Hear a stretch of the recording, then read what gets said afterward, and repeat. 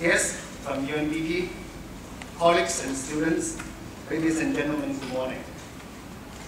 Welcome to the Chinese University of Hong Kong to attend this public lecture to be delivered by Ms. Rebeca Grynspan on sustainable cities, which is a timely important topic on the top of the new Chinese leadership's political agenda. The lecture is jointly organized by 4 units of the university: Department of Geography and Resource Management, Urban Studies Program, Institute of Environment, Energy and Sustainability, and Institute of Future Cities. They are 4 brothers and sisters in one family. Together with the United Nations Development Program, we are very pleased to see you all here today to attend this lecture. First, let's watch a 3-minute video introducing UNDP China first.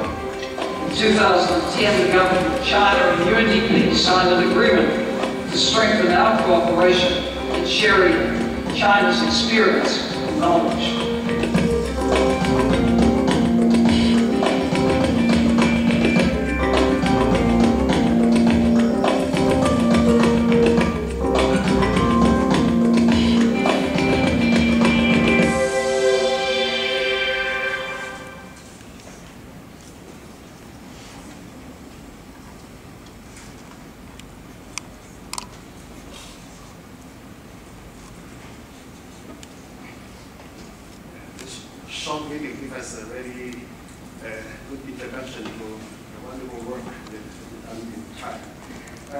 Next, I would like to invite our Vice Chancellor, the President of the University, Professor Joseph Song, to say a few words. Professor Song, please.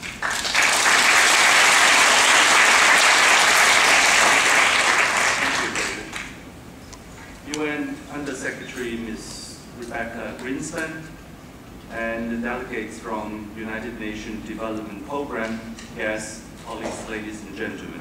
First of all, a very warm welcome from CUHK. I understand that this is your 2nd visit in Hong Kong. That's why we arranged your driver to show you around new territory a little bit. That was a setup from us. Well, welcome to all of you on this beautiful Saturday morning to attend this lecture. It's really a great pleasure to welcome the UNDP delegates to the Chinese university. And today we're going to hear your important sharing on sustainable and livable city towards ecological civilization. I remember just a few weeks ago I was in Beijing, and once I landed at the airport, I find that I was speechless because the air pollution was too bad and somebody took my breath away. And on that same week they had the tennis open in Beijing, and I was a little bit worried about the athletes there. So there is really a big problem of urbanization. Billions of people move around in China, and therefore it causes a lot of challenges in our environment. So I understand that you have a report on the development of Chinese history, Chinese cities, and according to the report, 70% of total population of China will live in urban area by 2030. And also, in my contact with the Chinese government, we know that this is probably not sustainable, and therefore they are trying to build up the rural areas as well, try to ease the tension in the major cities. But whatever we do, I'm sure we all agree that major cities in the world, including Hong Kong, Guangzhou, Beijing, Shanghai, we are all meeting a lot of challenges from the air pollution, water pollution, the use of energies, the transportation load, and so on. Therefore, it is really important for us to hear what the UN has to advise us on this development, especially in the future development of China. The Chinese university has always been putting a lot of emphasis on the environment. You can see that our campus is built on a fairly beautiful hill, of which 70% is still green. And we have done a lot of things in this campus to experiment and to try to work out how we can keep our environment ecologically friendly. So we have, in the past 2 years, built 2 institutions. The Institute of Environment, Energy and Sustainability, and also the Institute of Future Cities in this campus to put together research, education, and training in the same campus. And this year is the 50th anniversary of the Chinese university. And on this very important year and occasion, I give you my warmest welcome to our campus. And I hope that you will have an enjoyable stay. Do spend a few minutes, if you can, to look around our beautiful campus when you finish your talk. And we're looking forward to sharing your wisdom. Thank you very much.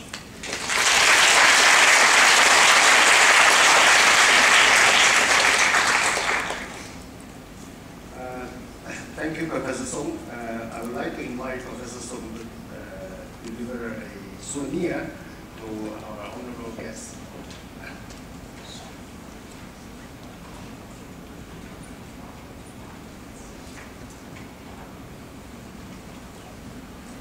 This is also environmental friendly. You don't need air conditioning. This is a souvenir for our 50th anniversary. The Chinese translation is on the screen now. The English translation of the Chinese calligraphy.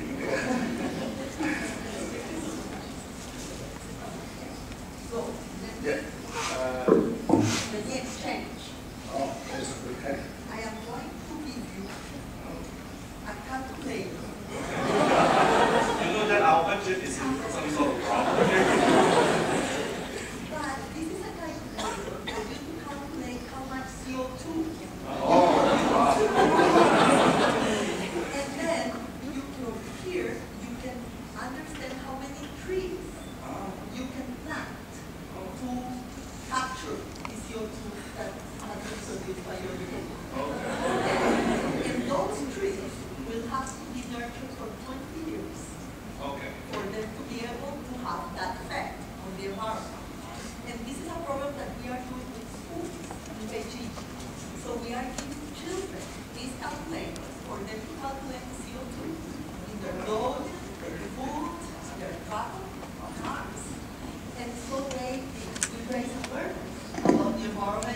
how many trees we are consuming or we have to plant to be able to offset our bad behavior as consumers. So this is for you. In 20 years' time, we'll invite you back to see how we are doing again. Thank you very much. Oh, sorry. May I? Okay, go ahead. Take it first.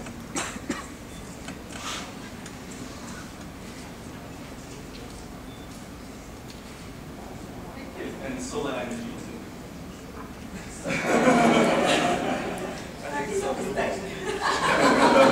Oh, it's not solar energy. Oh, okay, that's fine. Problem solved. Okay, and we are invited to stay. What a wonderful occasion. I would like to invite UNDP delegates to come up to now see you with the people, colleagues to take a photo. First, Mr. Christopher Bohat, the country director of UNDP China, Ms. Josie Cho, chief advisor for Hong Kong SAR and Macau SAR.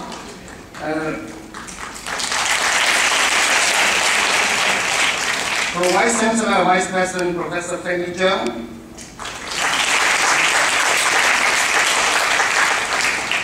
Associate Pro Vice Chancellor, Professor Feng Tong. Director of Institute of Environment, Energy and Sustainability, Professor Gabriel Rao.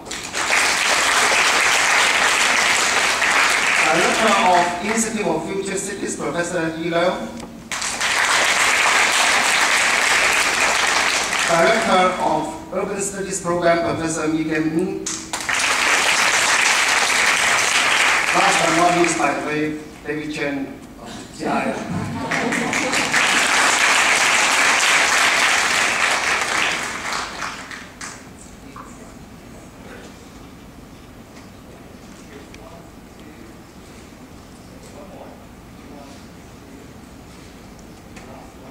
Let us hold it.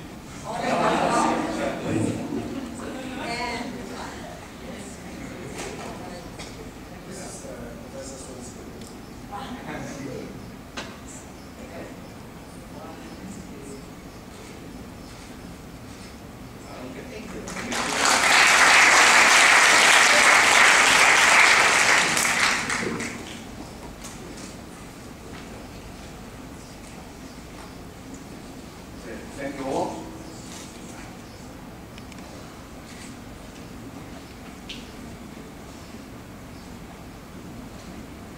Okay, here comes the lecture. Before the lecture starts, I am honored and privileged to introduce Ms. Rebeca Grynspan. She has a beautiful Chinese name, and you saw it on this video already. Grynspan. Ms. Grynspan was appointed by Secretary General Kun Ki-man to the position of UN Under-Secretary General and UNDP Associate Administrator with effect on February the 1st, 2010. Before joining the United Nations, Ms. Grynspan was elected Vice President of Costa Rica from 1994 to 1998. Ms. Grynspan is a strong and consistent advocate for human development. She has helped focus global attention on the need to reduce inequality, build social cohesion, empower women, and achieve the world's Millennium Development Goals. Her many contributions include spearheading the design and implementation of Costa Rica's National Plan Against Poverty, initiating human development reports for Latin America and the Caribbean, which have been instrumental in ameliorating intergenerational inequality. She has authored and co-authored numerous articles and books on social and economic policy, gender, and poverty issues. She's a native of Costa Rica. Ms. Grynspan holds a master's degree in economics from the University of Sussex, England, and studied economics and sociology at Hebrew University of Jerusalem. She's a wonderful mother, one son, and one daughter. Miss Grynspan. Let's give her our warmest welcome.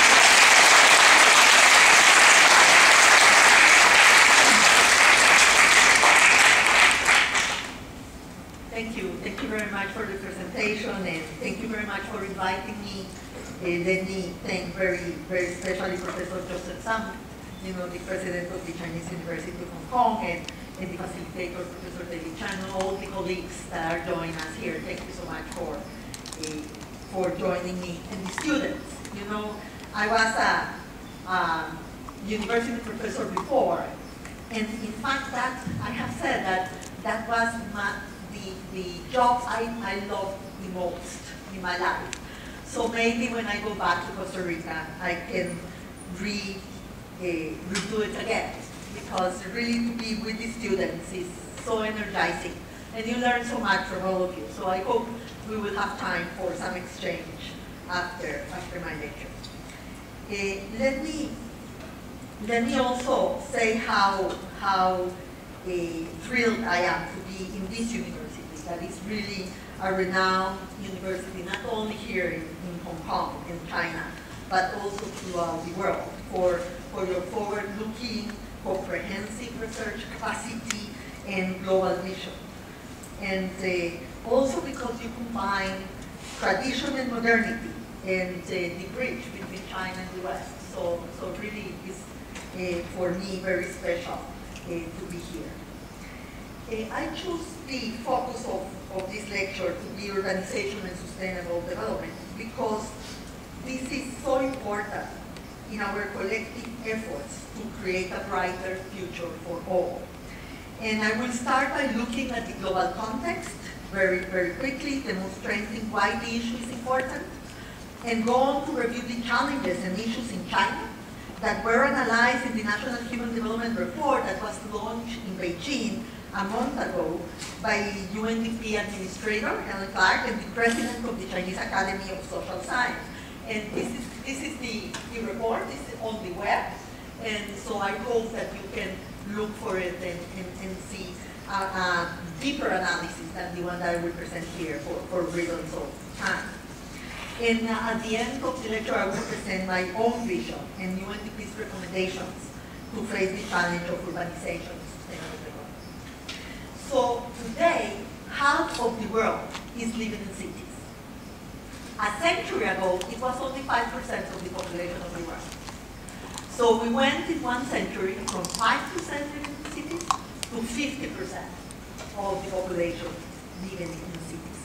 And as you very well said, Professor Sang, in 2050, estimates are that 70% of the world population will live in cities. 70% will be, at that time, 6.4 billion people. And just to understand, how many zeros this has, or what is the magnitude of the effort that has to be done if the trends continue. 6.4, 6.5 billion people was the total population of the world in 2006. So in a way, you have to imagine that we will have the total population of the world as we knew it in 2006, living in cities around 2050, 2030 or 2050. Yeah. Even more impressive than this number is the fact that 95% of the expansion of the city's population that we will be experienced in developing countries, especially in Africa and Asia. So not like in the past, that most of the expansion of the cities did take place in the developed world. This expansion will take place in the developing world. And in cities or countries, I can talk with my hands and so everybody will understand now. Do you hear me better now? Okay, let me go. That's how. I think that like this is better. It's okay. So the issue of the expansion, of this expansion in the developing world is worrisome because we can imagine that many countries in the developing world don't have the capacity, the resources, or the planning mechanisms to face such an expansion of their urban population. So let me try to go for opportunities as well as challenges that are presented to the world, given the expansion of the urban population. And let me start by saying that we have no doubt that urbanization creates opportunities for more inclusive growth and for poverty reduction. Cities have long been critical in driving economic growth and employment growth through their function as centers of connectivity, creativity, and innovation. Just to give you an example, by 2025, 23% of the cities of the world will be contributing to 65% of the growth of the world. So the majority of the growth is taking place in the cities. And we are not taking into account all of them. Only 23% of the cities will be producing 65% of the growth. So no doubt, cities are a source of growth on employment and the main source of growth and employment today, and will continue to be so in the future. This growth is also driven, and let me put some emphasis on this part, by the rise of the middle class in the cities. Because we will have up to 1 billion people coming as new middle class consumers in the cities. So a lot of this growth is expected to come also from the expansion of the middle classes living in the cities and of the rise of the middle classes in the emerging economies and in the developing world. Now, the middle classes, these middle classes, the major expansion will happen in Asia Pacific.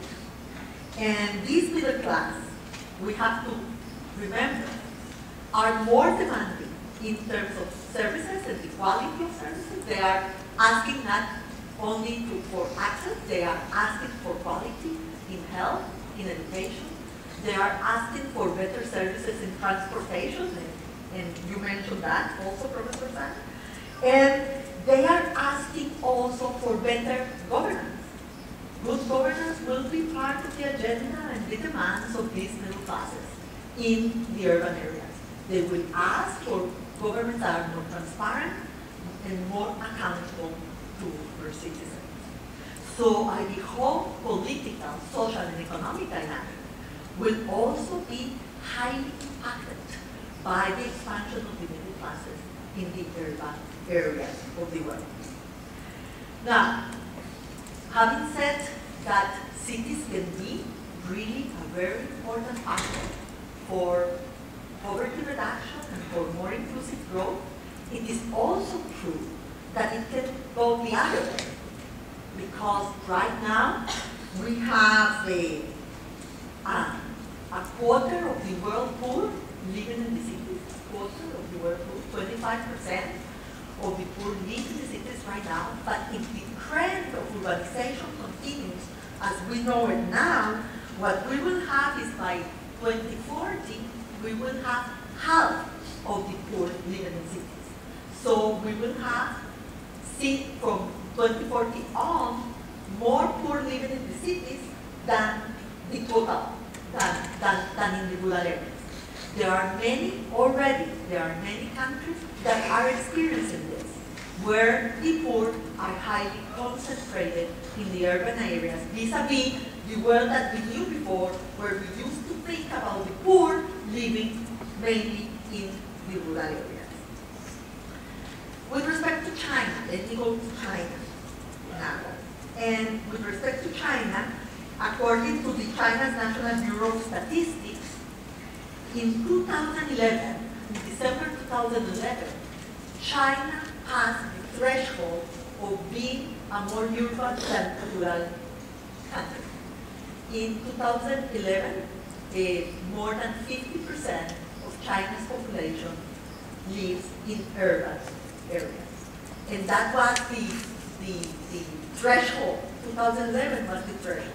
From 2011 to today, China continued the trend of being much more urban than rural in terms of the concentration of the population in urban cities.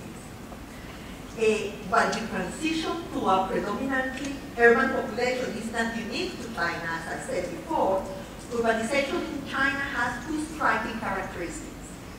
The first is the speed, the second is the scale. Just to give you an idea, China went from having 11% of the population living in cities in 1949 to more than 50% after 2011. This is in 52 years. China went from 12% to 50% of urban population, yes? It took Europe 150 years to make that transition, 150 years, to go from 12% to 50% of the population living in urban areas. So that gives you an idea of the speed of the urbanization phenomenon in China. That in itself is a huge enterprise, yes? But also in terms of the scale, because if the trends continue, as you rightly said, it is expected that by 2030, 70% of China's population, if the trend that we have seen continues at the same speed, you will have 70% living in urban areas. And you know that a lot of that comes from internal migration in China. That I will refer to it of the challenge that is to regularize internal migration in the cities. If by 2030, 70% of the population will be living in cities, that means that an additional 310 million people will move from the rural areas to the urban areas as migrant workers in the next 2 decades. And it means that 1 billion Chinese will live in cities. 1 billion Chinese will live in cities. This speed and scale of migration is unprecedented in human history and places China at the forefront of the world's rapid urban transformation. So as urbanization increases, China will face pressures to ensure the efficient use of natural and energy resources and the development of urban governance systems. It will need to ensure that there is employment, transportation, housing, access to social basic services, security of its urban citizens, and protection to the livelihoods of the migrant workers. There will also be challenges to China's development related to water and air pollution. Air pollution as a very, very high problem in the agenda that has been recognized by the authorities, but also water pollution is a very acute problem in many of the cities. And also the problem of an aging population. As I will say afterwards, China has an aging population as big in relative terms as those of the developed world, but with an income per capita much lower than the income per capita in the developed world. So this is a double challenge for the country, because on the one hand, I will refer to the number of jobs that will be needed to be created for the young, and at the same time, China has to have the policies and the infrastructure to maintain 9% of its population above 65 years old. So 9%, 7% is the threshold according to world standards of saying that you are in the transition to an aging society. Yes? And China has 9% of its population being old. And the last problem, not the last, but the other problem is the sustainability of economic growth. Will China be able to maintain the rate of economic growth that it has experienced in the last 3 decades is a question mark, but whatever the response to that is, what is absolutely true and everybody agrees is that there will have to be a structural transformation of the economy to more value-added, high-value industries than the only manufactured industries, basic industries that you have today. So let me go very quickly to the challenges and to the final part of my speech. Well, in terms of the economy, as I said before, there should be a shift to a more balanced development model with a balance between speed and quality. But the success of these new aspirations rests to a large extent on the performance of the cities. China's cities are faced with adjusting the economic structure to provide high value-added emerging industries and improve its social and environmental sustainability.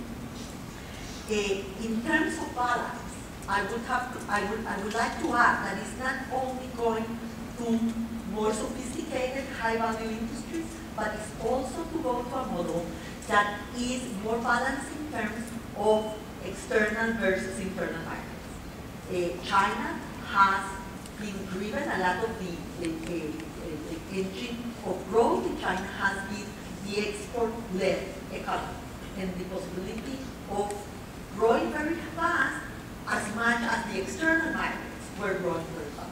But now in a more balanced model, the consumption purchasing power of the Chinese population is becoming more and more important. So the internal market will become more important. So to move to more high value-added industries, also China will have to move to more high salaries in terms of the average salary of the workers, and that also will drive an expansion of the internal market. So balance is between pure manufacturing or drawback manufacturing to high value, but also balance means between the external and the internal market in terms of the future of the economic model. With respect to employment, I just want to leave with you the following number. According to the projections of China itself, the annual increase of demand in urban jobs will be about 25 million. But according to government estimates, just over 9 million jobs will be created on average every year. So you have 25 million jobs being demanded, and the supply, according to the projections today, is only 9 million. So we will have to bridge the gap between 25 and 9 million. But to bridge that gap is not only to produce the jobs, but is also to produce the qualifications in the workers that you need for those jobs. So the gap is not only a quantitative gap, but it's also a skill gap in terms of the jobs, the qualifications that are being offered to the market. And so a very important mismatch is in the market, not only between demand and supply, but between the quality of the demand and the quality of the supply in terms of the workers' capabilities. So a lot of what has to be done is not only the production of the jobs, but is also the closing of the jobs skill gap. So a lot of vocational training and higher years of education for the whole population will be a very important part of this equation. A special vulnerable group in this market and scarcity of jobs market is the young. And the young are especially vulnerable in the emerging economies and the developing world with respect to city employment and to the supply of jobs in the city. Just to give you an idea, not only about China, but in the global arena, 13% today, the young suffer an unemployment rate of about 30%. They have 3 times more likely to be unemployed in South Asia and East Asia than the adult population, 3 times more vulnerable. They suffer from high underemployment with irregular and low-wage jobs in the informal economy. So the whole issue of the employment for the young and taking into account the young population will be very important. According to the projections of the UN, by 2030, that is when 70% of the population of China will be living in cities if these trends continue. By that time, 60% of the urban population of the world will be under 80 years old. 60% of the entire population of the urban or the cities will be people with ages below 80 years old. So this is a huge agenda for the future. And a special case of attention for poverty reduction and sustainability. On transportation, many of China's cities face serious traffic congestion, as many of you will know too well.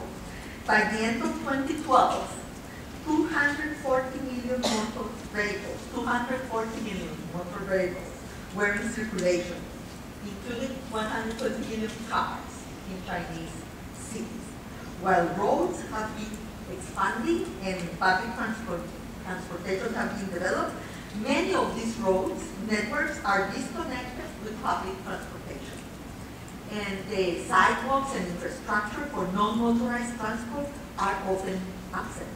These problems increasingly affect small and medium-sized cities, not only large cities, and it is clear that urban planning and traffic management need to be improved in all the cities of the country.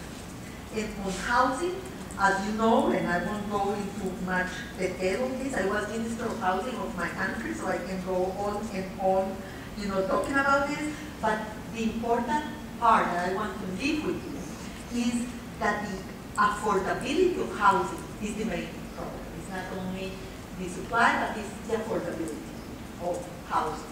Housing has become more and more expensive, not only to buy, but also to rent. And so it is pushing the population working in the cities away from the cities at long distances. And that is a huge problem for livable, for the quality of life. For women, it's a tragedy, because women have to reconcile, their domestic role with their working role. The longer the distances between these 2 places, the harder it is for women to be able to get to the market and to the labor market, and also to have family responsibilities. So a better planning in terms not only of the city planning, but of the whole spectrum from rural to urban will be needed. And I think that you referred to that also, Professor Ershang, when you said that an intervention, a policy that China is following to tackle the urban problem or the big cities problem is to develop the rural sector. And that's absolutely true. It's absolutely true in terms of more agricultural productivity, in terms of investment in rural towns and old towns, and also in terms of the investment in the medium and middle-sized cities. So we cannot look only at the problems encapsulated in the big conglomerates or more metropolitan conglomerates. We need to look at the continuum between rural and urban. That is not a clear dichotomy. We need much more investment in the rural areas, and also in all the towns that will have to be developed, and the investment that has to be done there. But we have to plan, the middle towns and the old towns and the rural towns, not only thinking about housing or where people live, but we have to develop them thinking about where the jobs will be created. Because that is what will determine the dynamic of urbanization. if we think about that only in terms of living conditions and not in terms of employment conditions, we will make the wrong decisions. So the planning capacities that we will need to tackle this problem are huge, and it has to be done not only at the national level but at the local level, because a lot of this will be determined by the capacities of the local governments to be able to tackle the problems that they will be faced with. So the capacities at the local level will be. Let me just go to social security and basic public services, because significant achievements have been made for permanent urban residents in social security in China. It's very impressive, the expansion of social security in the country. I think that also in this case, if I'm not mistaken, it has been the fastest expansion of social security that have ever been seen in the world. But the problem is the residents that don't have any rights in the city, because they are not legal residents of the city. So the problem of migration and protection to migrants continues to be a problem, despite really a very important increase in terms of access to the residents of the cities. And the last, as I said before, the aging population that I already referred to, the numbers of the aging population and the challenge will be are in the book, so I hope you will go there for reference. Let me go to the last part of this section in terms of the pollution problem, and I think that it was clearly explained by the president of the university, but let me give you the figures. Air pollution standards established as the standard in cities for pollution, what we call PM 2.5 particles. Now, 4/5 of Chinese cities fall short of the minimum quality standard established at the world level. 4/5, 80% of the cities of China don't comply with the minimum standard for clean air. Yes? And this has a huge cost, that is an invisible cost for the economy, for the individuals and for the family, in terms of health, respiratory diseases, children diseases, precisely because of the problem of the air pollution. They undercut multiple dimensions of human development by reducing living quality, increasing disease, threatening social stability, and even causing environmental refugees in some areas. Yeah, so this is a very important problem that China is facing, and there is a very high awareness of this. Yesterday, when we met with the Minister of Environment of Hong Kong, one of the things we were discussing, and he showed us, is the clean air program that will be implemented in Hong Kong that has a much better position than many of the cities of the rest of China.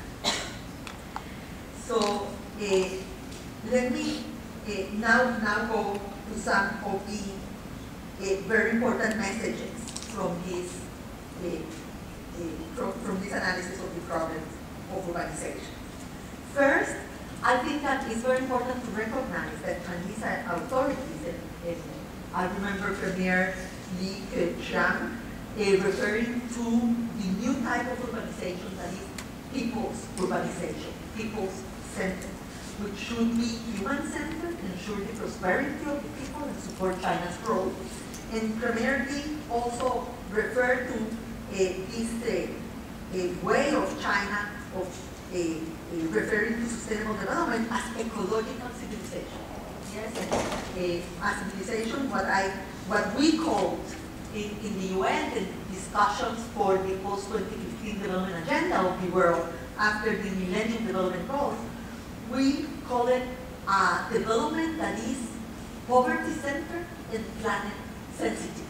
And I think that in a way, you know, what we are seeing in the programs of China for the future referred exactly to that. You know, a concept that stresses respect for nature instead of conquest of nature, and promotes an ethical basis also for people and the planet.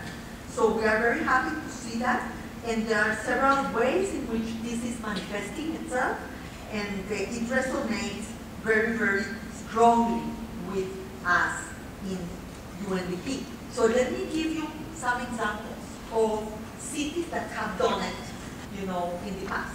What others are doing to tackle the same problems that Chinese cities are facing. And why UNDP puts so much emphasis on this for much more South-South cooperation? Because a lot of the solutions that will come to these emerging markets and to the developing world will come from the developing world themselves. Many of the leaders of the world don't want to look at what was done 200 years ago. They want to see what is being done in many countries that are very similar to them, that are facing the same challenges, and that talks much better to their own reality. For example, Istanbul.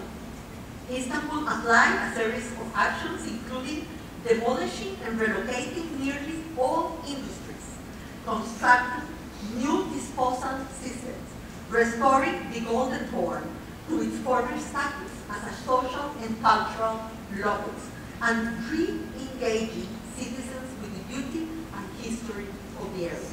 And these re-engaging citizens remind me also of the concept in Hong Kong that I heard yesterday of public engagement in the solution of the environmental problem of the city. And I think that this is a very important element of the solution. Solutions in terms of urbanization are not only technical. The solutions will have to come from how these technical solutions affect individuals, affect you and what you do every day. So it's very important that the solutions will be discussed with the people, with the communities, with the neighborhoods, to have the right ones to be implemented. Singapore is another example of transformation. As you know, Singapore suffered from the 1997 financial crisis, and so they went to boost spending in research and development, and Singapore has transformed itself into a much more knowledge-intensive society. That is also part of the program that you have in China. Latin America. I come from Latin America. Latin America is the most urbanized continent of the world. We have urbanized very early, and we have the highest percentage of population living in cities. So Mexico City is a city of 20 million people. 20 million people. It's one of the biggest cities of the world. So Mexico had a huge problem of air pollution some years ago. It was known in the whole world because it was then much worse than China. And what did Mexico do? Mexico adopted strict vehicle standards and transportation measures to address air quality. They improved remarkably the monitoring of the air pollution in the 80s.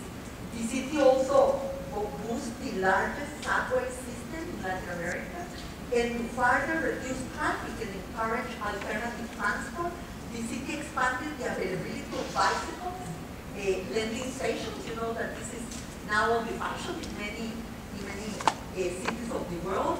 So bicycles, very high standards for vehicles, no circulation of certain numbers in your plate per day, etc., was what makes it a huge investment in massive transportation, not only underground transportation, but also city metrobus, rapid forms of transport. And just to give you an idea of how much this is important, the World Resource Institute estimated that the Mexico City metrobus, that is a fast line of the rapid transport system, had carbon emissions by approximately 47,000 tons each year. So that's how important these measures are. They seem very easy when you tell them. They are very difficult to implement, but they have a high return to investment when you do this. So all these examples can be relevant to China, and one of the important things that we want to do, and that the Human Development Report was aimed to do, is precisely to facilitate this exchange of different programs and experiences in the development world. So we are convinced that to have cities that are socially equitable, economically dynamic, and environmentally friendly, the best way to go for China is to be more balanced in terms of the speed of this urbanization. And for that, they will have to invest in the whole continuum of rural to urban in the years to come. Let me just go finally to share with you the goal. We really believe, and you will see in the Human Development Report, that one of the key elements for making this right, to have urbanization as an opportunity and not as a curse, as an opportunity for poverty reduction, equality, and economic growth, and not as a curse for urbanization that fosters exclusion, poverty, and inequality in cities. We will have to have upfront investment, planning capacity, but one of the main parts to make it right will be the governance systems at the local level that we will be able to put together.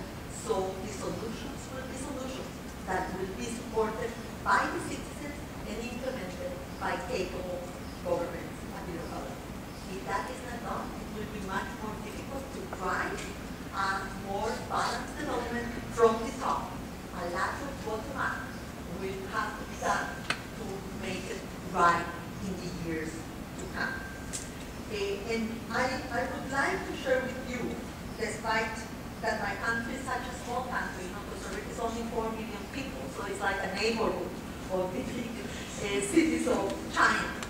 But I want to share with you my experience as having as being part of a generation that benefited from early on decisions taken in that. And Costa Rica is known to be one of the most greener countries of the world. Where environment is part of our development paradigm. And Costa Rica has taken this very seriously. Now, what have been the main elements for that to happen? How did it happen? How is it that now when you have a bad behavior on the environment, the citizens of Costa Rica, don't allow this to happen, especially the young, bring to account the government and the authorities when decisions that affect the environment happen. Why this discussion? Why the country has become such an awareness, it has built such an awareness in terms of the importance of sustainable development. So let me give you 3 things that were essential for our success. First, Costa Rica declared public education compulsory and free for boys and girls in 1870, very early on in the 19th century. Now, when we did that, when we decided to invest in education, Costa Rica was the poorest part of Central America. The poorest part of Central America. We didn't need educated people to grow coffee. You can grow coffee without education. So we decided to look at the future. We decided about the skills, the capabilities of the new generation to be able to be in a different place from the place we were then. So education became part of our national identity, and is a centerpiece of any development plan that my country has had since the 1870s. What was the second thing that we did? Right. We did a lot of things wrong, but I won't tell you about that. The second thing we did right is that very early, in the 19 70s, we protected 75% of our territory. Hong Kong has how much? 40%. 40%. I was very amazed. 40% protected of the territory. That's the right way to go. But when we did that in 1970, the government was highly criticized. Because, you know, it's very expensive to maintain national parks and to protect the environment. And we had to pay for the land that we were protecting. When I was Vice Minister of Finance, in the late 80s, from 86 to 90, I was still paying for a lot of the national parks that we protected in the 70s. So we paid, you know, in terms of financial resources, we paid a lot to be able to do that. But it's the only reason why Costa Rica is today competitive in terms of tourism. Because we compete as an ecological tourist center. We don't compete on beach and sand. We compete on ecology. So what happened is that the communities take care of the environment. Why? Because that's their livelihood. They depend in their income from protecting the environment. They know that if we don't do it right, then we will lose the edge that we have in terms of the competitiveness of the country. So now are the communities the most interested ones in making it right, in having a sustainable development model in the country. Well, the third thing we did, but I cannot say that I recommend this for the whole world because it will look like an utopia, but we abolished the army in 1948. And so we devoted our resources, not to the army, like many of the countries of Latin America at that time, but to health and education, to quality services that allowed for the expansion of the middle class. And then for a country that the third element for competitiveness is peace. So we are a peaceful, green, and educated country. And that's how we compete. That's our main strength. So my real message to you is that many times when we talk about sustainable development, we think only about the trade-offs. You know, you will hear a lot that we cannot grow if we protect the environment. And if we protect the environment, we will grow much less. And we need to grow to have poverty reduction. And we have to grow at any expense. And many times we focus on the trade-offs between the three pillars of sustainable development: the economic, the social, and the environment. What I want to tell you is that that doesn't have to be so. That there are triple wins from sustainable development. That in the long term, if we have it right, we will be able to have dynamic economies, equitable societies, and an environmental friendly development. And that's what this discussion is about, and that's what urbanization and livable cities is about. It's about being able to have lives that we value and quality life where our families and the new generation can really benefit from all the wealth that the world has created. So thank you very much.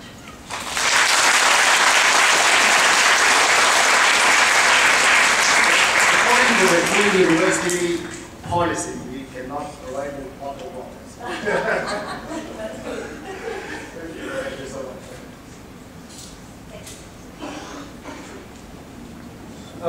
Thank you very much for your informative, insightful, and visionary talk.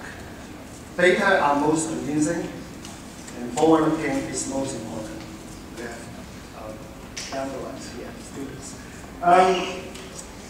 Next, Professor, used to be Professor. Ms. Grynspan is not only a successful politician, but also an active academic and a lovely teacher at the university before. And next, I'd like to invite Professor Megan to say a few words in response to